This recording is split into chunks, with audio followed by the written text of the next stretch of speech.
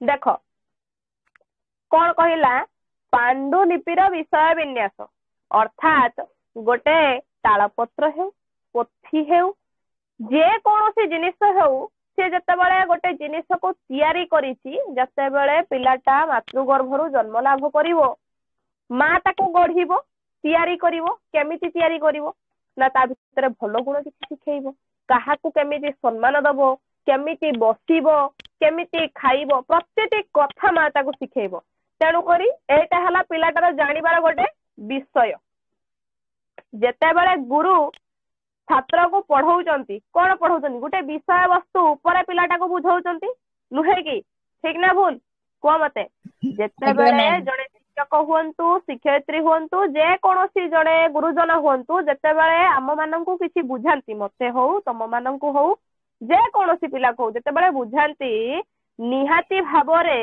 कौन करंती गोटे विषय वस्तु को नियंती नुहे कि बिना विषय वस्तु रे कोन किछि करा जाय परिबो कि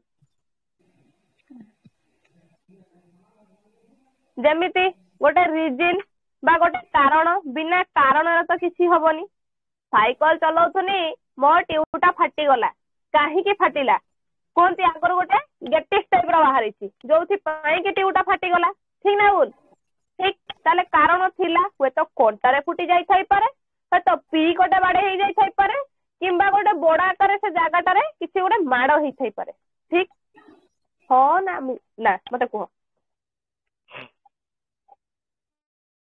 आज्ञा मैम महिमा नंद बोधे एकुटिया क्लास करूछंती आ जो पिला माने अछि तमने क्लास करू ना हो मु भाबुची ठीक अछि तेणु करे पांडुलिपिर विषय विन्यास होउची ठीक सही सदृश किछि कारण अछि जो कारण को नहीं कौन करिछि पांडुलिपि आम मानक आगर गोटे परदा तैयारी करिछि गोटे खोलासा करिछि जो खोलासार 2टा ना 3टा पार्ट ऑलरेडी सरी सारिछि एटा बोधे तृतीय नंबर पार्ट पड़िबो कि चतुर्थ पार्ट पड़िबो जोटा कि अछि पदिया पदिया कहले टिके बुझिबा पदिया कोन कहला 34 परी पदिया गुडी को गोटिए गोटिए संख्या प्रधान रचना अच्छा 34 माने कोन बुझिथिलो 34 हमें कहा को कहिबा ए जो 34 हमें पढितिले 34 टा कहा को कहिबा ना को ठारू क्ष अक्षर नियम रे जोटा रचना करा गला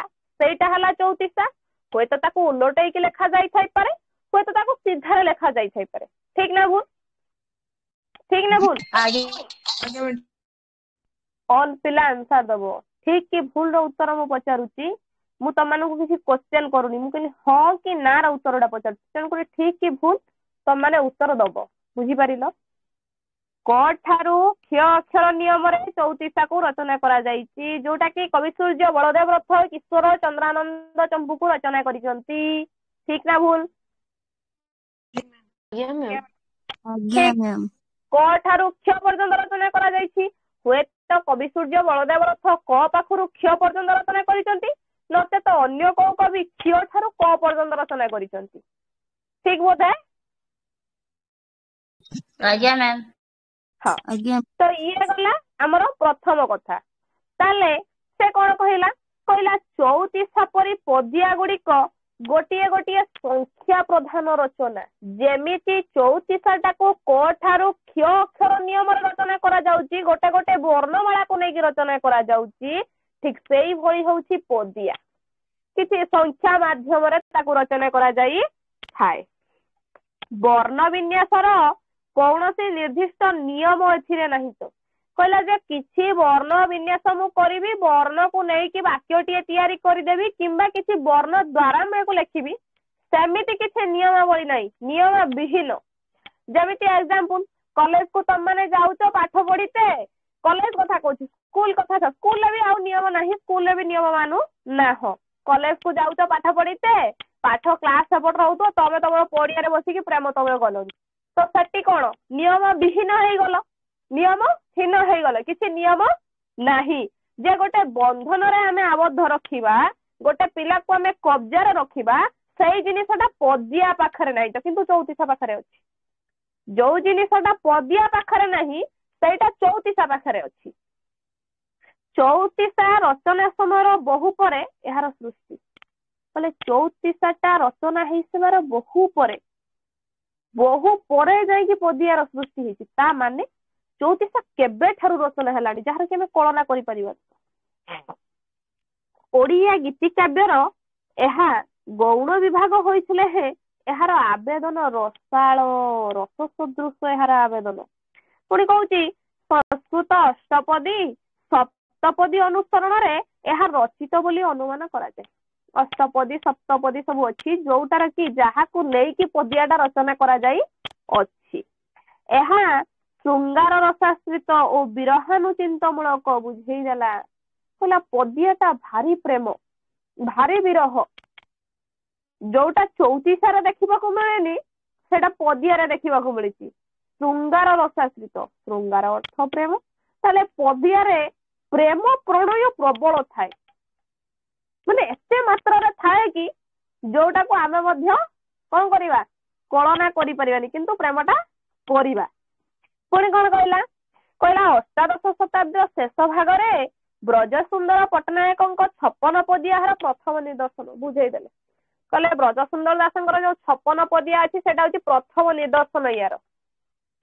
ଏହି ପଦୀ ବା ପଦିଆ ଏକ ନିର୍ଦ୍ଦିଷ୍ଟ ଛନ୍ଦରେ ରଚିତ ହୋଇ ଯେତେ ଗୋଟି ପଦ ରଚନା କରିଥାଏ ତାହାକୁ ସେତିକି ପଦିଆ ବୋଲି କୁହାଯାଏ। ଅର୍ଥାତ୍ 8ଟି ପଦକୁ ନେଇ ପଦିଆ ରଚନା କରାଗଲା, ତାହାକୁ ଅଷ୍ଟପଦୀ ନାମରେ ନାମିତ କରାଗଲା। 7 ଗୋଟି ପଦକୁ ନେଇ ପଦ ରଚନା କରାଗଲା, ତାକୁ ସପ୍ତପଦୀ ପଦିଆ ବୋଲି କୁହାଗଲା। ତେଣୁକରି ପଦିଆର ରୀତିନୀତି ଚାଲିଚଳନ ଟିକେ ଅଲଗା, ତାର ଢାଞ୍ଚା ଟିକେ ଅଲଗା। ଏକ୍ସାମ୍ପଲ, ମଣିଷ ଜୀବନର ଯେତେବେଳେ ପରିବର୍ତ୍ତନ ଘଟିଛି, ଶ୍ରୀ ଜଗନ୍ନାଥ ସିରିଏଲ କୁ ଟିକେ ଚାଲିଯିବା। ବ୍ରାହ୍ମଣ ମାନେ ରହୁଥିଲେ ଗୋଟେ ଜାଗାରେ, ଶବର ମାନେ ରହୁଥିଲେ ଗୋଟେ ଜାଗାରେ, କିନ୍ତୁ ଶବର ମାନଙ୍କର ଚାଲିଚଳଣି ଟିକେ ଅଲଗା ଥିଲା। କଣ ନା ସେମାନେ ଯାଯାବର ଜୀବନ ଅତିବାହିତ କରୁଥିଲେ, କିନ୍ତୁ ବ୍ରାହ୍ମଣ ମାନେ କଣ କରୁଥିଲେ ଗୋଟିଏ ଜାଗାରେ ବସତି ସ୍ଥାପନ କରୁଥିଲେ। ଯେମିତିକି ଏଇ ପଦିଆ ସଦୃଶ, ତାର ଯାଯାବର ଜୀବନ, ପଦିଆର ଯାଯାବର ଜୀବନ, ଯେତେ ପଦ ସେତେ ପଦିଆ, ଯେତେ ପଦ ସେତେ ପଦିଆ। ଯଥା 56 ପଦିଆ, 50 ପଦିଆ, 26 ପଦିଆ, 100 ପଦିଆ ଇତ୍ୟାଦି ଯଥାକ୍ରମେ ବ୍ରଜସୁନ୍ଦର ପଟ୍ଟନାୟକ, ବାମଦେବ ପଟ୍ଟନାୟକ, କୃପାସିନ୍ଧୁ ସୁମନ୍ତ, ବୀରବର ମଙ୍ଗରାଜ ରଚନା କରିଥିଲେ। ଇଏ ଗଲା ପଦିଆର ରଚନା। ତାପରେ ଦେଖିବା ପୋଇ। ପୋଇ କଣ? ପୋଇ କଣ? ବାଡିରେ ସବୁ ପୋଇ ଗଛ ହେଇଛି, ଜାଣିଛ ନା ଜାଣିନ? ସେଇଟା ପୋଇଟା କଣ? ସେଇ ପୋଇ କି ଆମ୍ବୁଲ ଟିକେ ଆଳୁ ଟିକେ ପକେଇକି ମା ମାନେ ଟିକେ ଝୋଳ କରିଦିଅନ୍ତି, ଖାଇଛ ନା ଖାଇନ? ପଦିଆ ସରିଗଲା, ପଦିଆର ବିଷୟବସ୍ତୁ ସରିଗଲା। ଏବେ ଯିବା ପୋଇ ପାଖକୁ। ତାପରେ ଅଛି ପୋଇ। ପୋଇ ନା ପୋଇବେ କଣ? ପୋଇ ନା ଖାଇଛ ନା? ମା ମାନେ ପୋଇ ଆଳୁ ବାଇଗଣ ତା ଦେହରେ ଟିକେ ଆମ୍ବୁଲ ପକେଇ ଟିକେ ଝୋଳ କରିଦେଲେ ଭାରି ବଢିଆ ଲାଗେ। ଖାଇଛ ନା? ମୁଁ ଖାଇଛି, କିନ୍ତୁ ମା ରୋଷେଇ କରି ଦିଅନ୍ତି, ମୁଁ ଖାଇଛି। ତମେ ଖାଇଛ ନା? ସତ କହିବ, ମିଛ କହିବ। ବାଡିରେ ପୋଇ ଗଛ ଲଗା ହୁଏ, ଖାଇଛ ନା? ନାଇଁ ଆଜ୍ଞା ମ୍ୟାମ୍, ହଁ ମ୍ୟାମ୍। ଖାଇନ? ପୋଇ ଖାଇନ? ହଉ ଠିକ ଅଛି, ମୁଁ ମା କୁ କୁହେ ସେ ପୋଇଟା କାଟିକି ନେଇକି ଆସୁ, ମୁଁ ଦେଖେଇବି ତମକୁ ପୋଇଟା କୋଉ ଭଳି। ନା କଣ କହୁଛ? ସଞ୍ଜିତ ରାଣା, ପୋଇ ଖାଇଛ ବାବା? ଖାଇଛୁ। ଖାଇଛ ତ? ଘର କୋଉଠି ବାବା ତମର? କେଉଁଝର। କେଉଁଝର, ଆଚ୍ଛା ଠିକ ଅଛି।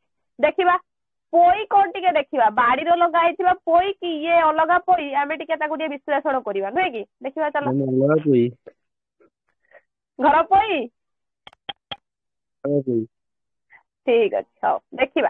କହିଲା ପୋଇ ଓଡିଆ ଗୀତି କବିତାର ଏକ ବିଶିଷ୍ଟ ରଚନା ରୀତି।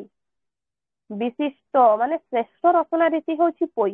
ସାହିତ୍ୟ ଜଗତରେ କୋଉଟା ବିଶିଷ୍ଟ ନୁହଁ? ସବୁ ତ ବିଶିଷ୍ଟ। ତାହେଲେ ବିଶିଷ୍ଟ ନୁହଁ କୋଉଟା? ସବୁ ହେଲା ବିଶିଷ୍ଟ। ବିଷୟବସ୍ତୁ ଉପସ୍ଥାପନା ଦୃଷ୍ଟିରୁ ପୋଇକୁ ଗୀତି ଓ କାବ୍ୟର ମଧ୍ୟବର୍ତ୍ତୀ ରଚନା ରୂପେ ଗ୍ରହଣ କରାଯାଇଥାଏ। ମଧ୍ୟବର୍ତ୍ତୀ ଅର୍ଥ ମଝି। ତାହେଲେ ପୋଇଟାକୁ କଣ କରାଯାଉଛି? ଗୀତି ହଉ କାବ୍ୟ ହଉ ମଝିରେ ବ୍ୟବହାର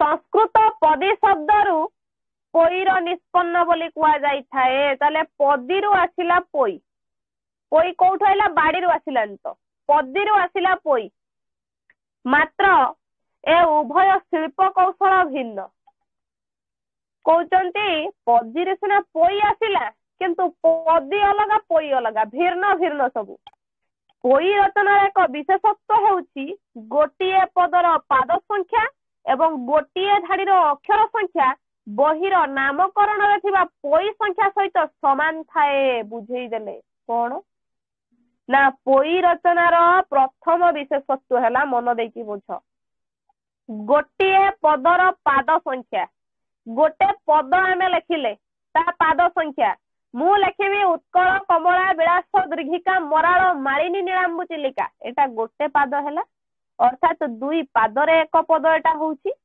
नुहे कि दुई पादरे एक पद ठीक ना से कथा कहला कोन ना गोटिए पदर पाद संख्या अर्थात उत्कल कमला विलास दीर्घिका गोटिए पद ता संख्या एवं गोटिए धाड़ीर अक्षर संख्या जो धाड़ीटा मु लिखिली तार अक्षर संख्या केते गोटी अक्षर सेठी रहिला रे थिबा के फोन माइला कोन क्लास करबा समय रे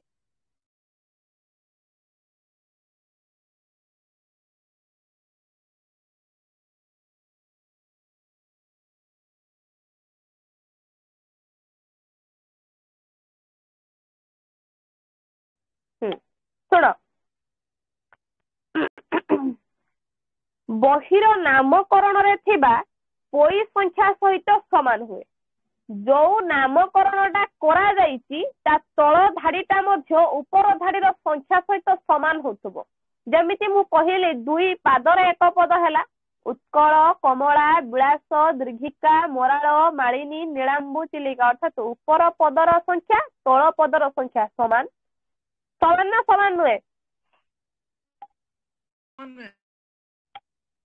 एक कथा कहले पुणी कौन कहले शुण कहले दुईटी गीतर मध्य भागरे भिन्न वृत्तरे रचित गोटे पद्य खंड रहिबा पोई रचनार अन्य एक नियम बुझेई देले कहले दुईटी गीतर मझिरे गोटे भिन्न कविताटीए रहिबा निहाती आवश्यक मेल खाइबनी तो मेल अलग हबो भेद अलग होइजिवो सेठी एही गीतटी को छांद नाम रचना करा जाई थाए अर्थात ऊपर पद सहित तल पदर मिलन घटिब किंतु मझी पदर मिलन घटिबनी ऊपर पद सहित तल पदर मिलन घटिब तल पद अर्थात द्वितीय पद सहित चतुर्थ पदर मिलन घटिब किंतु मझी पदर कौनसी मिलन घटिब नाही जेमिति मु कोन कहिबी ना गोटे एग्जांपल मु देबी कोन ना मिसु मोर देह ए देश माटी रे देश बासी जाली जानतु पिठी रे देशर स्वराज पथा जते गाढ़ तृतीय नंबर पद मझी पद मिसिला नाही पुरु तही पड़ी मोर मांस हाड़ एटी हाड़ अछि ए जगह हाड़ रहिबनी गोटे रे लागिथिबा निहाती आवश्यक गोटे रे लागिथिबा निहाती आवश्यक केही रही नाही रहिबे नाईटी भव रंग भूमि तळे सर्वे निज निज अभिनय सारी बाहुडीबे काळ बळे केही रही नाही रहिबे नाहीटी भव रंग भूमि तळे तळे बळे ताले मिसिला ना मझी पद सहित तळ पदर लेबुल आसिला किंतु मझीर जो लेसटा रहिला सेटा मिसिला नाही एठी आसीबो छंद तापर कोन कहिले ना पोई रचनार प्राचीनता संपर्क रे कोनोसी सठिक मतामत देबा भी संभव नहे आमे जे पोई संपर्क रे कोनोसी गोटे मतामत देई दबा बा कोनोसी गोटे कोन कोन आलोचना पर्यालोचना करिकेनी ताको उपस्थापना करिबा ताकू संभव आम द्वारा संभव होई परिबो नाही तथापि एहा एक मध्ययुगीय रचना कहले जेते जहा हेई जाउ पछे के एहा मध्ययुगीय मझी भागरे रचना हेइचे जिंसटा अच्युतानंद उपेन्द्र भंज ब्रजनाथ प्रमुख कवि माने एहार रचयिता पुणी बुझाउछन्ति तळको कोन बुझेले देख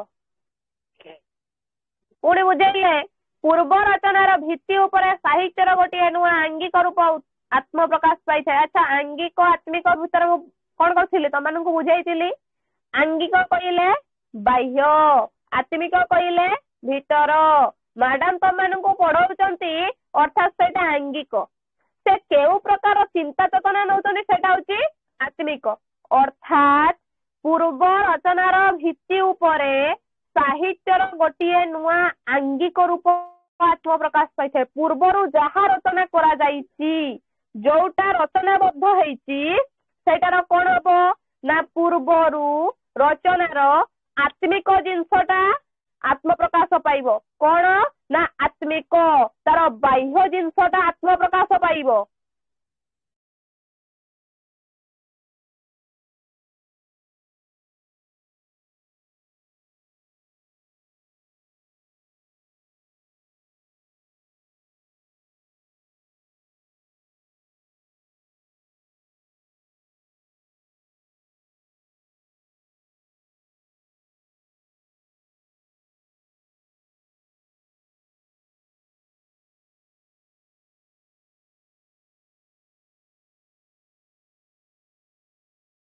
तापर कौन कहला शुण पुणी कहूची ओडिया साहित्य रे जेमिति चौतीसार प्रभाव कोइली पर पड़ीथिला सेमिति चौतीसा आधार रे षोडशा रचित होइथिला बुझौची देख पोई साहित्य रे चौतीसा सहित कोइली को आनिलाणी षोडशा को आनिलाणी तामे चिंता कर पोई साहित्यटा गोटे गोलाप पाखुड़ा सदृश अर्थात गोलाप फूलटा आस्ते आस्ते आस्ते आस्ते फुटे गोटे दिन रे मंदार फूल कड़ टाइप गोटे दिन रे फुटी जाए मंदार फूल कड़टा लंबा होगला फुटीगला किंतु गोलाप पाखुड़ा को खोलिबा पई हेले मिनिमम समय लगे अवधि नहीं आसे किंतु सामान्य गोटे कढ़ीटिए फुटिबा को हेले बा मंदार फूलटे फुटिबा को हेले ता कढ़टा लंबा होगला 2 दिन 3 दिन 4 दिन भितर कोन हला फुटीगला किंतु गोलाप कढ़ीटा खोलिबा पई हेले ताकू समय सीमा लगी थाए जोटा कि पोईर समय सीमा गोलाप कढ़ी सदृश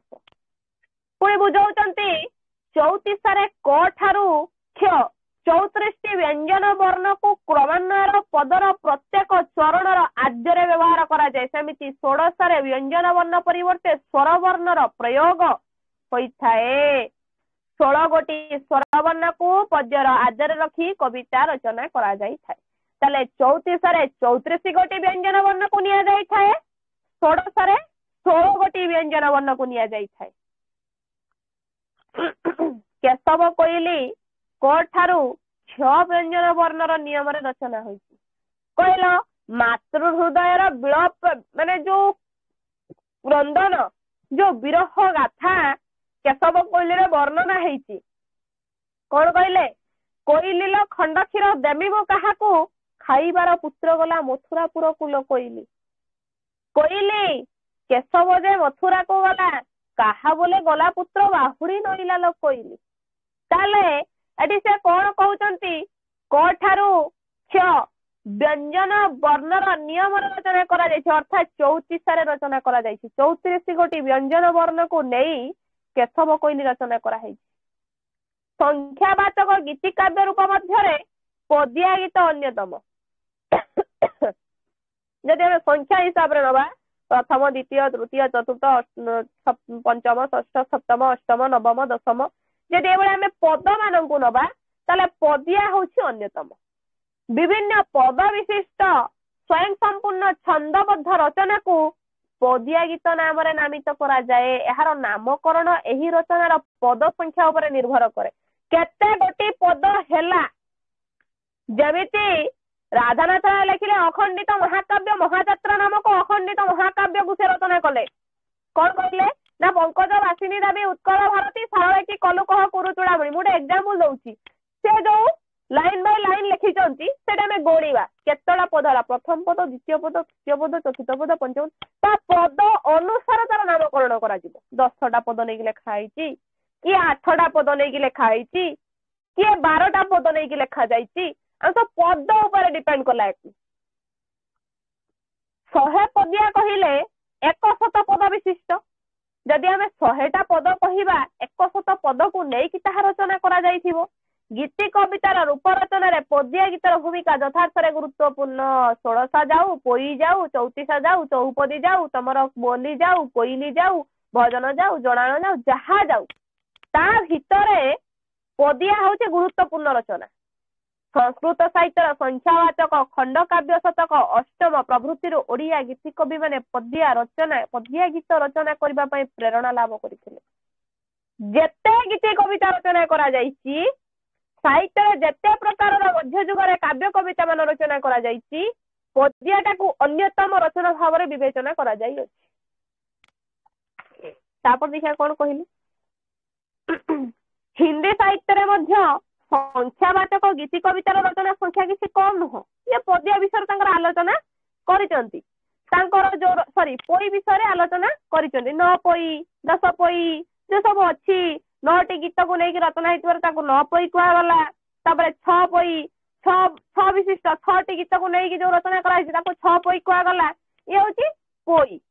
तापर आइला जणाण। देखिबा जणाण गुटे कोन चौतीसा जानिले बोली जानिले षोडशा जानिले चौपदी जानिले पोई जानिले पदिया जानिले या पर आइलानी जणाण। जणाण गुटे कोन मूर्ख मुंड आमे तो एते जानि नाहंती तथापि देखिबा जणाण टिके कोन से कोन लेखुची जणाण रे कहूची ओडिया साहित्य जणाण साधारणतः 34 श्रेणी रो होइथिले हे एहा अन्य रूप रे देखा जाय छै। कहउचंती जणाणटा 34 श्रेणी रो 34 रे अंतर्भुक्त होबो किंतु ताको टिके अन्य आखिरा आमे देखु।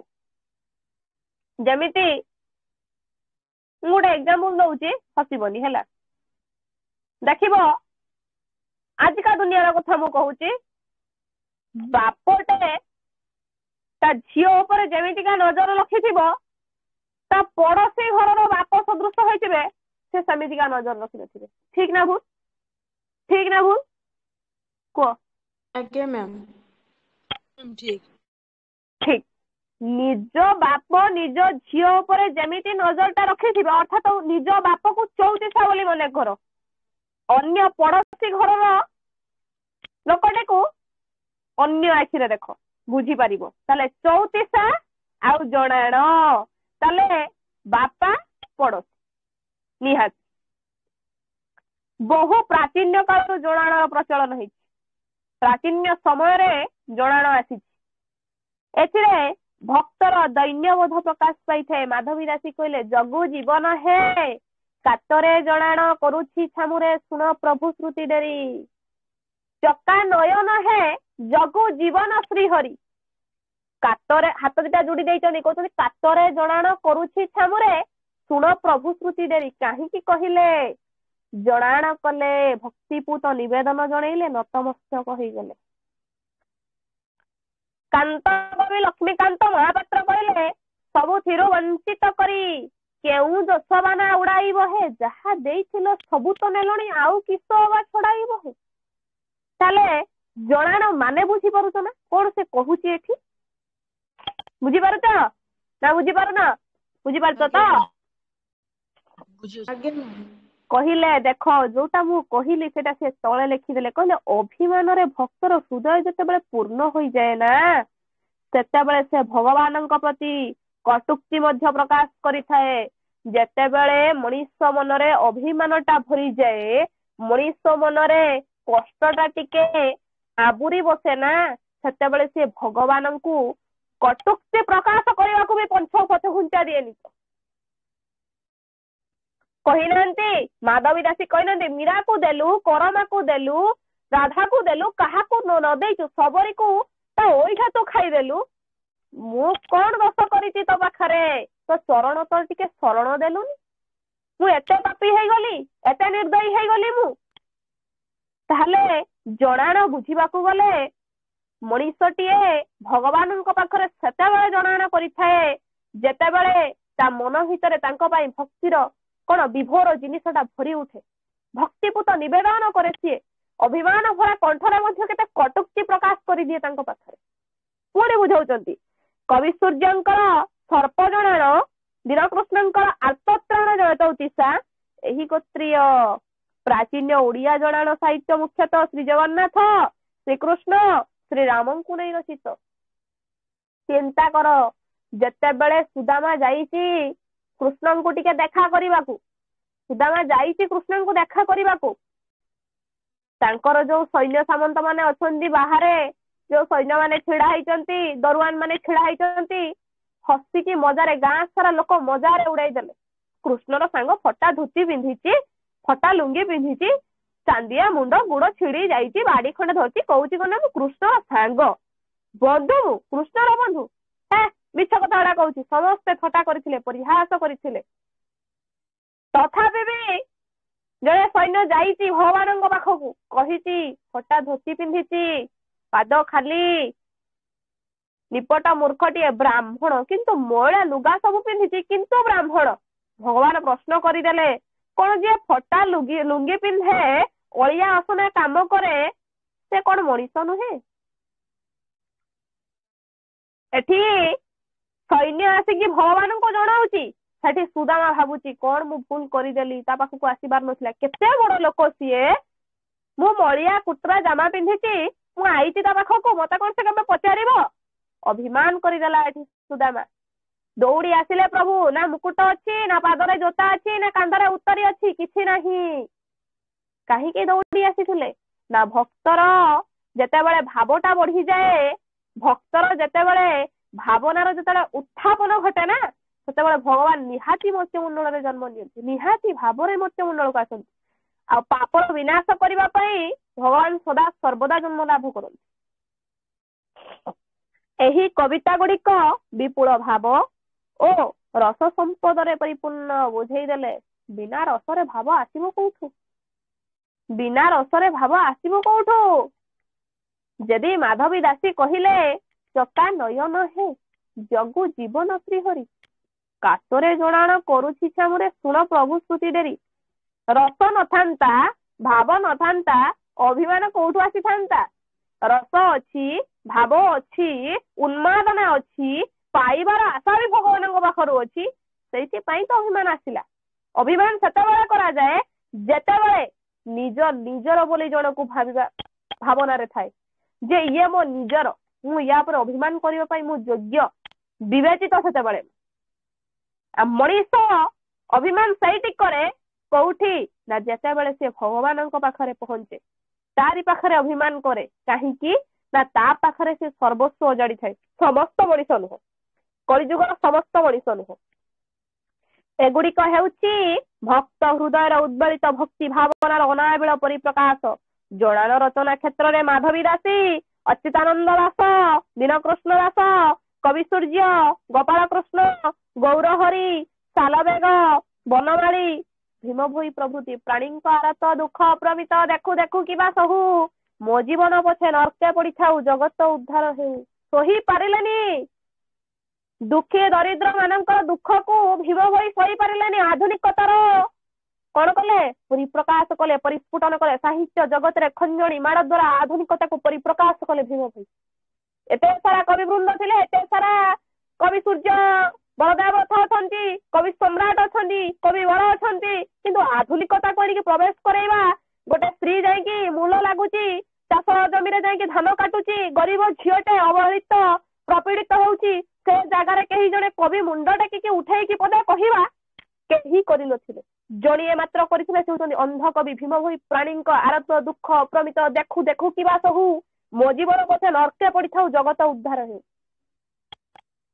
ଯାହାଙ୍କର କଣ୍ଠରୁ ଏ ପ୍ରକାର ସ୍ୱର ନିବୃତ୍ତି ହେଇ ଉଠିଲା, ଏ ପ୍ରକାର ସ୍ୱର ଗମ୍ଭୀର୍ଯ୍ୟ ସ୍ୱର ସେ ପରିପ୍ରକାଶ କରିଥିଲେ ସାହିତ୍ୟ କ୍ଷେତ୍ରରେ। ଇଏ ଗଲା ଜଣାଣ। ଭଜନ ଦେଖିବା କଣ? ଜଣାଣ ସମସ୍ତେ ବୁଝିପାରିଲ ନା ବୁଝିପାରିଲନି କୁହ ମତେ? ଆଜ୍ଞା ମ୍ୟାମ୍ ବୁଝିହେଲା। ବୁଝିହେଲାନି ନା ବୁଝିହେଲା? ଜଣାଣ ବୁଝିହେଲା ନା? ବୁଝିହେଲା? ମତେ ଲାଗିଲା ବୁଝିପାରିଲ ନା କିଛି, ଚୁପ ହେଇଯାଇଥିଲା କାହିଁକି? ଭଲ ଲାଗୁଥିଲା କ୍ଲାସ ଟା, ଶୁଣୁଥିଲି। ଆଚ୍ଛା, ହଉ ଠିକ ଅଛି। ଦେଖିବା ଭଜନ କଣ କହିଲେ? ଭଜନ କହିଲେ ପଞ୍ଚସଖା ଯୁଗକୁ ପଳେଇବା। ହରେ କୃଷ୍ଣ କୃଷ୍ଣ କୃଷ୍ଣ ହରେ ହରେ, ହରେ ରାମ ରାମ ରାମ ହରେ ହରେ। ଆଜି ଆଉ ହରେ କୃଷ୍ଣ ନାହିଁ ତ, ହରେ ରାମ ନାହିଁ। କଣ ଅଛି? କି ଗୀତ ଅଛି ରେ? କଣ ସବୁ ନୂଆ ନୂଆ ଗୀତ ବାହାରିଲାଣି, ମୁଁ ବି ଜାଣିନି ତ। ବୁଝିଗଲା, ତମେ ଜାଣିଥିବ। ଓଡ଼ିଆ ସାହିତ୍ୟରେ ଭଜନର ପରମ୍ପରା ଅତ୍ୟନ୍ତ ପ୍ରାଚୀନ। ନାମ ସଂକୀର୍ତ୍ତନ ଭଜନ ସିଏ ବି ବହୁ ପ୍ରାଚୀନ ରହିଛି। ଯେମିତି ଜଣାଣ କହିଲି ଭଜନ ବି ବହୁ ପ୍ରାଚୀନ ବହୁ ପୁରାତନ। ପଞ୍ଚସଖା ଯୁଗର ଏହାର ସୃଷ୍ଟି ମୁଁ ଦେଖି ନାହିଁ, ସେ ଲେଖିଦେଲାଣି ଏଠି ପଞ୍ଚସଖା ଯୁଗର ଏହାର ସୃଷ୍ଟି। ଷୋଡଶ ଶତାବ୍ଦୀରେ ଭାରତର ପ୍ରାନ୍ତୀୟ ସାହିତ୍ୟରେ ଭଜନ ସୃଷ୍ଟିର ପ୍ରମାଣ ମିଳୁଅଛି। ଅଚ୍ୟୁତାନନ୍ଦ, ଜଗନ୍ନାଥ, ଯଶବନ୍ତ, ଅନନ୍ତ, ବଳରାମ ପ୍ରମୁଖ ପଞ୍ଚସଖା ଏ ଯୁଗରେ ଭଜନ ରଚନା କରିଥିଲେ। ପରବର୍ତ୍ତୀ କାଳରେ ବାଳିଦାସ, ପୁଣି ଆସିଲେ ଭୀମ ଭୋଇ, ଦେଖ ପୁଣି ପଳେଇଲେ ଭୀମ ଭୋଇ, ହରିହର ନାୟକ, ପ୍ରାଣକୃଷ୍ଣ ନାୟକ ପ୍ରଭୃତି ଭଜନ ରଚନା କରିଥିଲେ। ଭୀମ ଭୋଇଙ୍କର ଭଜନ ଗୁଡିକ ମହିମା ଧର୍ମକୁ ନେଇକି, ମହିମା ଧର୍ମ କଣ ଯେ ଅନନ୍ତ, ଅଣାକାର, ନିରାକାର, ତାଙ୍କର ଆକାର ନାହିଁ, ସେ ନିରାକାର, ସତ୍ତା ନାହିଁ ତାଙ୍କର, ଆକାଶ ଅନନ୍ତ ଆକାଶ ହଉଛନ୍ତି ଭଗବାନ। ମହିମା ଧର୍ମର ମହିମା ଗୋସ୍ୱାମୀଙ୍କୁ ଆଣିକି ସେଠି କଣ କରିଛନ୍ତି, ଉପସ୍ଥାପନା କରିଛନ୍ତି। ମହିମେଶ୍ୱରୀ ପଦେ କଥା କହିଲେ, ଆଧୁନିକତା ଯେତେବେଳେ ଆସିଛି, ପ୍ରଥମେ ଆସିଲେ ଭୀମ ଭୋଇ, ତାପରେ ଆସିଲେ ମହିମା ଗୋସ୍ୱାମୀ, ତାପରେ ମଧୁସୂଦନ ରାଓ, ତମର ଆଉ ଯିଏ ଆସିବା କଥା ଆସିଛନ୍ତି। ମହିମେଶ୍ୱରୀ କହିଲେ ଭଗବାନ ଅଣାକାର, ନିରାକାର, ଆକାର ନାହିଁ ତାଙ୍କର, ସତ୍ତା ନାହିଁ ତାଙ୍କର, ସତ୍ତା ପାଇବା ବି ବଡ କଷ୍ଟକର, ଆକାଶ ଅନନ୍ତ ଆକାଶ ହଉଛନ୍ତି ଭଗବାନ। ପ୍ରତିମା ପୂଜା କରିବା, ମୂର୍ତ୍ତି ପୂଜା କରିବା ଏସବୁ ଠିକ ନୁହଁ। ଯୋଉଠି ଭଗବାନଙ୍କର ସତ୍ତା ନାହିଁ, ଆକାର ନାହିଁ, ତମେ ତାଙ୍କୁ କଣ ପୂଜା କରୁଛ? ଏଇଠି ଆରମ୍ଭ ହେଲା ଭଜନ, ଏଇଠି ଆରମ୍ଭ ହେଲା ଜଣାଣ। ପୁଣି କହିଲେ ପଞ୍ଚସଖା ଯୁଗୀୟ କବିମାନଙ୍କର ଭଜନରେ ଉତ୍କଳୀୟ ବୈଷ୍ଣବ ଦର୍ଶନର ତତ୍ତ୍ୱ ଆଜି ପରିବେଶିତ ହୋଇଛି। ବୈଷ୍ଣବ ଧର୍ମର ପ୍ରତୀକବାଦୀ ଭାଷା ଏଇ ଭଜନ ଗୁଡିକରେ ଦୃଷ୍ଟିଗୋଚର ହୁଏ। ବୈଷ୍ଣବ ଧର୍ମକୁ ଆଣିକି ଉପସ୍ଥାପନ କଲେ ସେ ଜାଗାରେ। ପଞ୍ଚସଖା ଯୁଗର କବିମାନଙ୍କର ବୈଷ୍ଣବ ଧର୍ମ ଉପରେ ଅତ୍ୟନ୍ତ ଏତେ ପ୍ରଗାଢ଼ ବିଶ୍ୱାସ ଏତେ ମାତ୍ରାରେ ଭରି ଯାଇଥିଲା ଯେ, ଯୋଉଥିପାଇଁ କି ବୈଷ୍ଣବ ଧର୍ମକୁ ଆଣିକି ସେ ଜାଗାରେ ସେ ଉପସ୍ଥାପନ କରିଛନ୍ତି। ଭଜନର ଭାଷା ସରଳ, ହୃଦୟଗ୍ରାହୀ କଲେ। ସେଇଥିପାଇଁ ତ ଜଗନ୍ନାଥ ଦାସ ଭାଗବତରେ ଲେଖିଲେ, ଭକ୍ତିରେ ପ୍ରୀତି ନାହିଁ ଯାର ସେ କାମ ପାଇବ ମୋ ପୟର। ଜଗନ୍ନାଥ ଦାସ ଭାଗବତରେ ଲେଖିଲେ, ଭକ୍ତିରେ ପ୍ରୀତି ନାହିଁ ଯାର ସେ କାମ ପାଇବ ମୋ ପୟର। ଯଦି ଭକ୍ତି ନାହିଁ, ସ୍ନେହ ନାହିଁ, ଭାବ ନାହିଁ, ସହାନୁଭୂତି ନାହିଁ, ମୋର ପାଦ ପଦ୍ମକୁ ସେ କେମିତି ପାଇବ, କଣ ପାଇପାରିବ? ଅଚ୍ୟୁତାନନ୍ଦଙ୍କର ବାଇ ମନ ହେ, ଜଗନ୍ନାଥ ଦାସଙ୍କର ଭୁଲା ମନ ଭୁଲୁ କାହିଁକି, ଯଶୋବନ୍ତଙ୍କର ମାତୃଗର୍ଭ ନିର୍ଣ୍ଣୟ ଭଜନ, ବଳରାମ ଦାସଙ୍କର ନାମ ଭଜନ, ଅନନ୍ତ ଦାସଙ୍କର କାହିଁକିରେ ବାଇ ମନ ଇତ୍ୟାଦି ଗୋଟିଏ ଗୋଟିଏ ଉତ୍କୃଷ୍ଟ ଭଜନର ଉଦାହରଣ ଅଟେ। ଏ ହଉଛି ସବୁ ଭଜନର ଉଦାହରଣ। ଭଜନର ଗୋଟେ ଗୋଟେ କହିଲେ ଗଲେ ମୂଳ, ମୂଳ କଣ ପରିଭାଷା, ତାପରେ ଆସିଲା ଉଗାଳ। ଆଚ୍ଛା, ଉଗାଳ ଦେଖିବା ଗୋଟେ କଣ? ଭଜନ ଗଲା, ଜଣାଣ ଗଲା, ଷୋଡଶା ଗଲା, ପୋଇ ଗଲା, ଚୌପଦୀ, ଚୌତିସା, କୋଇଲି, ଭଜନ ଜଣାଣ ସବୁ ଚାଲିଗଲା, ପୁଣି ଆଇଲାଣି ଉଗାଳ। ଉଗାଳ ଗୋଟେ କଣ ଦେଖିବା? ଉଗାଳ ମାନେ କଣ? ବାଟ ଉଗାଳିବା ନା କଣ? ବାଟ ଉଗାଳିବା ନା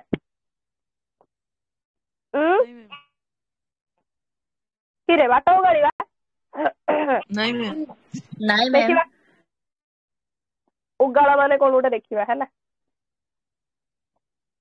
କହିଲେ ଏଥିରେ ପ୍ରଶ୍ନ ଉତ୍ତର ଛଳରେ ତତ୍ତ୍ୱର ସମାଧାନ କରାଯାଏ। ତା ମାନେ ସମ୍ବିଧାନ, ଆଉ ତା ମାନେ ସମ୍ବିଧାନ ନୁହେଁ କି? ଏ ଯୁଗରେ ବୁଝିଲେ ସମ୍ବିଧାନ, ଠିକ ନା? ଠିକ ନା ଭୁଲ? ତମାନେ କୁହ ହଁ ନା ନା? ସିଏ କହିଲେ ଓଗାଳ ମାନେ ହଉଛି ଏଥିରେ ପ୍ରଶ୍ନୋତ୍ତର ଛଳରେ ତତ୍ତ୍ୱର ସମାଧାନ ଥାଏ, ତା ମାନେ ସମ୍ବିଧାନ। ପ୍ରଶ୍ନ ଉତ୍ତର ଦ୍ଵାରା କଣ ହବ? କାର୍ଯ୍ୟର ସମାଧାନ କରାଯିବ, ଠିକ ନା ଭୁଲ? ଆଜ୍ଞା ମ୍ୟାମ୍। ସେ ସମୟରେ ରାଜରାଜୁଡାଙ୍କ ସମୟରେ ହଉଥିଲା, ବସୁଥିଲେ ସେ ସମୟରେ। ଓଡିଆ ସାହିତ୍ୟରେ ଏ ପର୍ଯ୍ୟନ୍ତ ଅଚ୍ୟୁତାନନ୍ଦ ଦାସଙ୍କର ଓଗାଳ ମିଳିଅଛି। ଗୋପାଳ କୁମାର ସୁଦାମାଙ୍କ ପ୍ରଶ୍ନ ଓ ଶ୍ରୀରାମଙ୍କ ଉତ୍ତର ଛଳରେ ଏହି ଓଗାଳ ରଚିତ।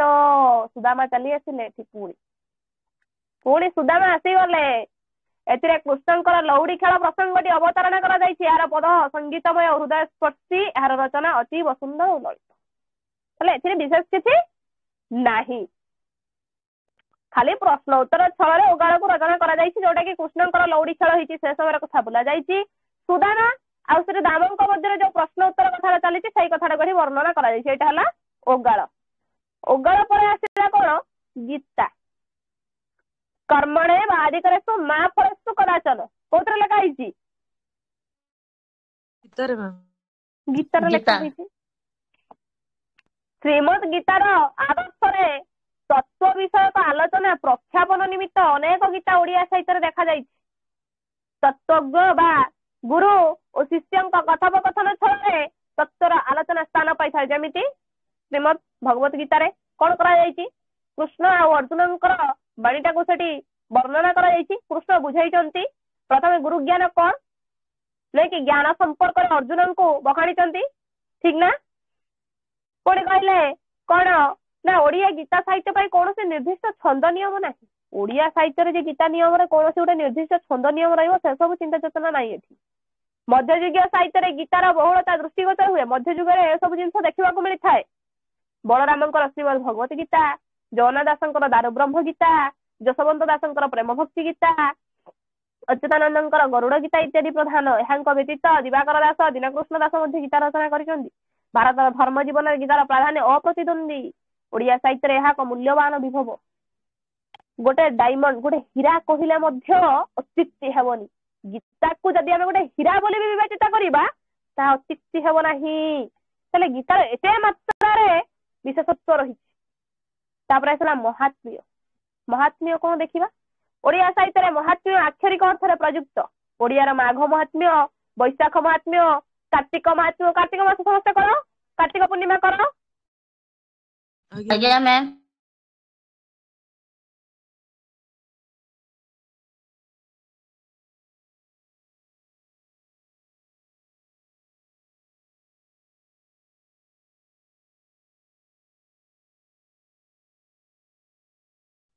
କାର୍ତ୍ତିକ ମହାତ୍ମ୍ୟ ପଢିଥିବ ସମସ୍ତେ। କାର୍ତ୍ତିକ ପୂଜା ବି କାର୍ତ୍ତିକ ମାସ କର ସମସ୍ତେ। ପୌରାଣିକ କିମ୍ବଦନ୍ତୀକୁ ଆଶ୍ରୟ କରି ଏଗୁଡିକ ରଚିତ କଥାବସ୍ତୁ ଛଡା ସମୟ ସ୍ଥାନର ଗୌରବ ମଧ୍ୟ ଏଥିରେ ପ୍ରତିପାଦିତ ହୋଇଅଛି। ତାହେଲେ ମହାତ୍ମ୍ୟ କହିଲେ କୌଣସି ଗୋଟେ ମହାତ୍ମ୍ୟ ଜିନିଷ, କାର୍ତ୍ତିକ ମହାତ୍ମ୍ୟ, ବୈଶାଖ ମହାତ୍ମ୍ୟ, ତମମାନଙ୍କର ଯୋଉ ସବୁ ମହାତ୍ମ୍ୟ ଜିନିଷ ଅଛି, ଯେଉଁ ଯେଉଁ ସମୟ ହଉ, କାଳ ହଉ, ପରିସ୍ଥିତି ପରିବେଶକୁ ନେଇ ଯୋଉ ଜିନିଷଟା ସବୁ ରଚନା କରାଯାଇଛି ସେଇଟା ହଉଛି ମହାତ୍ମ୍ୟ। ତାପରେ ସେଟା ପଟଳ। ପଟଳ କଣ ଟିକେ ଦେଖିବା। ଆହୁରି ଗୋଟେ କ୍ଲାସ ଗୁଡାଏ ଅଛି, ଧୂପା ପର୍ଯ୍ୟନ୍ତ ନେଇଛି ବାବାରେ। ପଟଳ କତରୁ ଏଣ୍ଡ କରିବା ହେଲା। SSB କ୍ଲାସ ପୁଣି ଗୋଟେ ନେବି ମୁଁ। ପଟଳ ଅର୍ଥ ଅଂଶ। ପଟଳ ଅର୍ଥ କଣ କହିଲି? ପଟଳ ଅର୍ଥ ଅଂଶ। ଅଂଶ।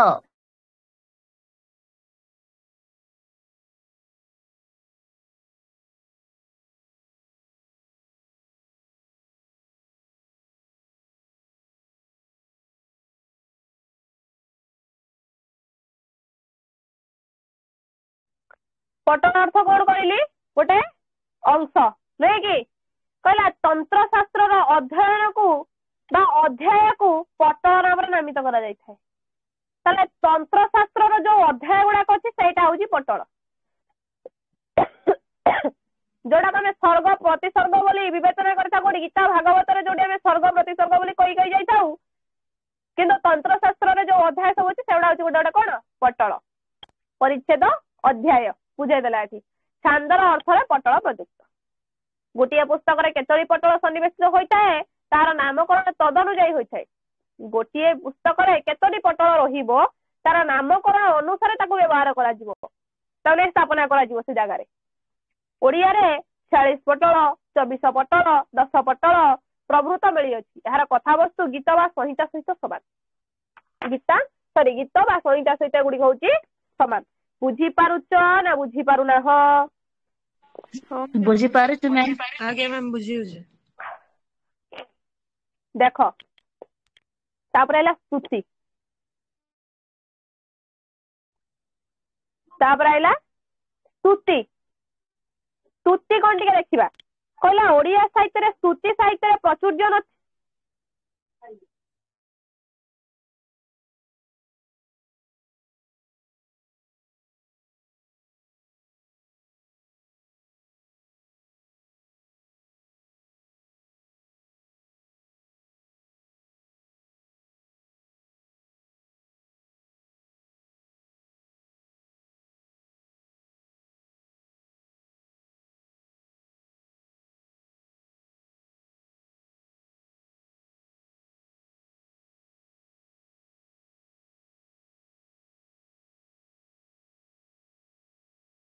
ଶୁଣ, ମୁଁ ଆଜି ରହୁଛି ହେଲା। ନେଟ୍ SSB କ୍ଲାସ ନେବି 12:30 12:45 କ୍ଲାସ ଷ୍ଟାର୍ଟ କରିବି ହେଲା। ମୁଁ ଟିକେ ଏବେ ଟିକେ ଆସିଛନ୍ତି ଘରକୁ, ଟିକେ ମୁଁ ଟିକେ ରହୁଛି ହେଲା। ସମସ୍ତଙ୍କୁ ଜୟ ଶ୍ରୀ ଜଗନ୍ନାଥ। ବୁଝିହେଲା? ସ୍ତୁତି କତରୁ ଆରମ୍ଭ କରିବା ଆମେ, ମନେ ରଖିବା ସମସ୍ତେ ହେଲା। ରହିଲି, ଜୟ ଶ୍ରୀ ଜଗନ୍ନାଥ।